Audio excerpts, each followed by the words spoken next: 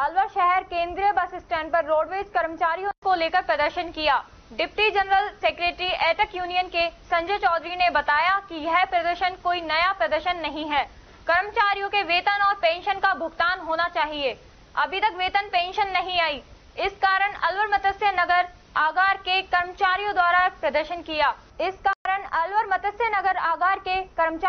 प्रदर्शन किया गया। महंगाई के जमाने में परिवार का पालन पोषण करना मुश्किल है। उन्होंने कहा कि पिछले कई सालों से रोडवेज में भर्तियां नहीं हो रही हैं, नई बसों की खरीद भी नहीं हो पा रही है। अगर भर्ती ली जा रही है तो अनुबंध कर ली जा रही है। उन्होंने सरकार से मांग की, कर्मचारियों को वेतन और पेंशन का भुगतान समय पर किया जाए, रोडवेज की बसें खरीदी जाएं। अनुबंध की बसों के अंडर ट्रेनिंग ड्राइवर होते हैं, जिसके कारण आए दिन दुर्घटना बढ़ रही है। जो प्रदर्शन किया जा रहा है कोई नया प्रदर्शन नहीं है। पिछले 4-5 साल से लगातार ये हो रहा है रोडवेज कर्मचारियों के साथ कि रोडवेज कर्मचारियों को प्रति माह जो वेतन और पेंशन का भुगतान होना चाहिए वो जो 2-2, 3-3 महीने में भुगतान किया जा रहा है। अभी पिछले महीने के अंदर ही वेतन और पेंशन का भुगतान किया गया, वो भी 3 महीने के ड्यू होने के बाद में किया। और इस महीने की स्थिति यह है कि आज हो गई 12 तारीख, अभी तक वेतन पेंशन नहीं आया। इस कारण से आज यहाँ पर अलवर और मत्स्य नगर आगार के कर्मचारियों द्वारा आज प्रदर्शन किया जा रहा है, क्योंकि इस महंगाई के जमाने में वेतन और पेंशन नहीं है तो परिवार का पालन पोषण कैसे किया जाए। और ये लगातार हो रहा है रोडवेज कर्मचारियों के साथ में। आप ये देखिए कि भर्ती अभी नहीं हो रही है। पिछले कई सालों से रोडवेज के अंदर भर्ती नहीं हो रही, नई बसों की खरीद नहीं हो रही। आज बसें भी अगर रोडवेज के अंदर ली जा रही है तो अनुबंध पे ली जा रही है, रोडवेज की अपनी खुद की बसें नहीं खरीद, तो रोडवेज कैसे चलेगी।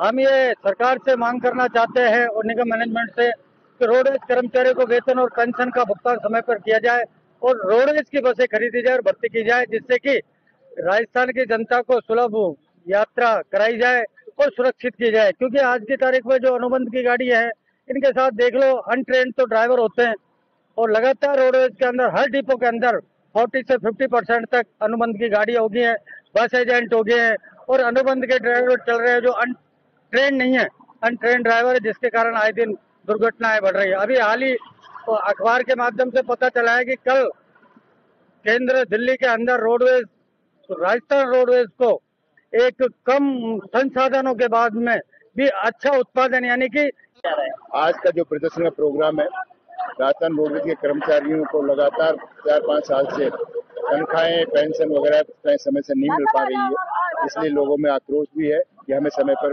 वेतन और पेंशन दी जानी चाहिए। जबकि लगातार हमारे देश में किसी न किसी माह में कोई न कोई धार्मिक कार्यक्रम होते रहते हैं, जिससे लोगों के खर्चे बढ़ते हैं। वहीं बच्चों के एडमिशन फीस वगैरह है या ट्यूशन फीस वगैरह है, कोचिंग वगैरह है, उन सब में खर्चे बढ़ रहे हैं। तो इस वजह से समय पर अगर वेतन मिलता रहे तो सारी परेशानियों का समाधान हो सकता है। अभी इसी माह में ही आप देखिए होली का त्योहार ऊपर से आ रहा है, मुसलमान में रोजे शुरू हो गए हैं। तो ऐसी स्थिति में जो लगातार त्योहार आ रहे हैं उसकी वजह से ये खर्चे लगातार बढ़ रहे हैं और ये सरकार बदली है, उसके बावजूद भी राजस्थान रोडवेज के हालात नहीं बदले।